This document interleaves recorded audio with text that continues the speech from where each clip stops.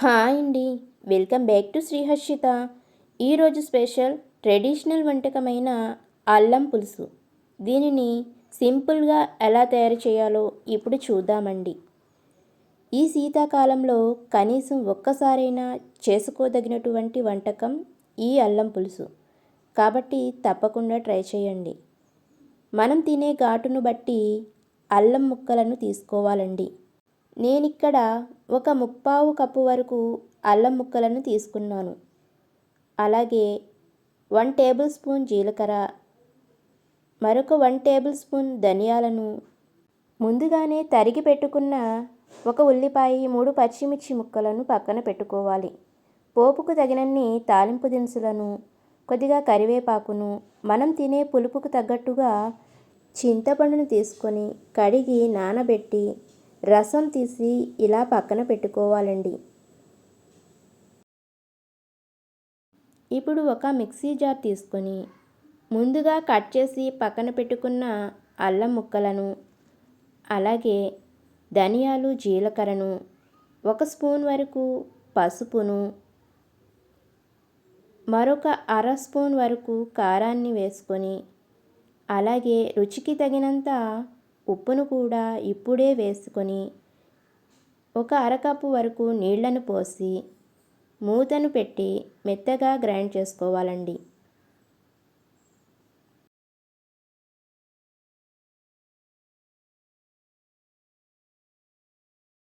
ఇలా మెత్తగా గ్రైండ్ చేసుకున్న దానిని పక్కన పెట్టుకోవాలండి.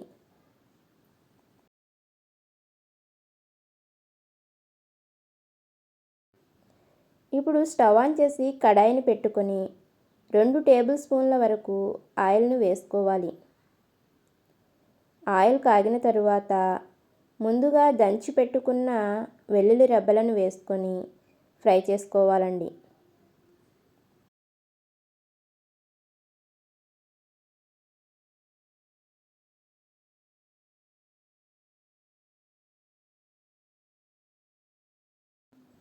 ఇవి కొద్దిగా ఫ్రై అయిన తరువాత జీలకర్ర, ఆవాలు, ఎండుమిరపకాయలను కూడా వేసుకొని ఫ్రై చేసుకోవాలి.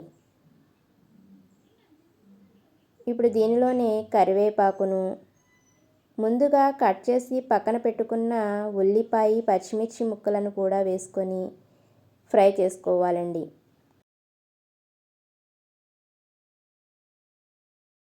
ఇవి కొద్దిగా ఫ్రై అయిన తరువాత ముందుగా గ్రైండ్ చేసి పక్కన పెట్టుకున్న పేస్టును కూడా వేసుకోవాలి. అలాగే మిక్సీ జార్లో కొద్దిగా నీళ్లను పోసుకొని కడిగి ఆ నీళ్లను కూడా దీనిలో పోసుకొని ఈ పేస్టును ఇలా మిక్స్ చేసి 4 నిమిషాల పాటు మూతను పెట్టి కుక్ చేసుకోవాలండి.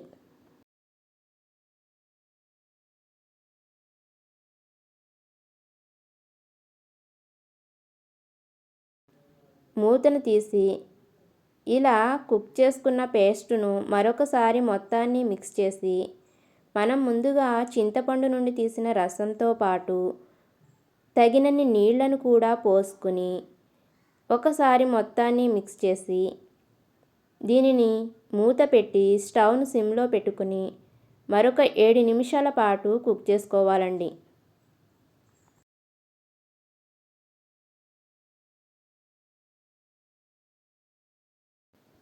ఇప్పుడు మూతను తీసి చూద్దామండి. అల్లం పేస్ట్ అనేది పులుసులో బాగా ఉడికి ఇలా దగ్గర పడుతుంది. ఇలా దగ్గర పడినప్పుడు మనకు అల్లం పులుసు అనేది రెడీ అయినట్లేనండి. ఇప్పుడు స్టవ్ ఆఫ్ చేసి సర్వింగ్ బౌల్లో తీసుకుని సర్వ్ చేసుకుందామండి. ఇలా వేడిగా ఉన్న అల్లం పులుసుని రైస్లో వేసుకుని తింటే చాలా టేస్టీగా ఉంటుందండి. మీరు కూడా తప్పకుండా ట్రై చేయండి. చూసారు కదండి, సింపుల్గా అల్లం పులుసును ఎలా తయారు చేయాలో. ఇలాంటి మరిన్ని సింపుల్ అండ్ టేస్టీ ట్రెడిషనల్ వంటకాల కోసం మన ఛానల్ని తప్పకుండా లైక్ చేయండి, షేర్ చేయండి, సబ్స్క్రైబ్ చేసుకోండి. Thank you for watching.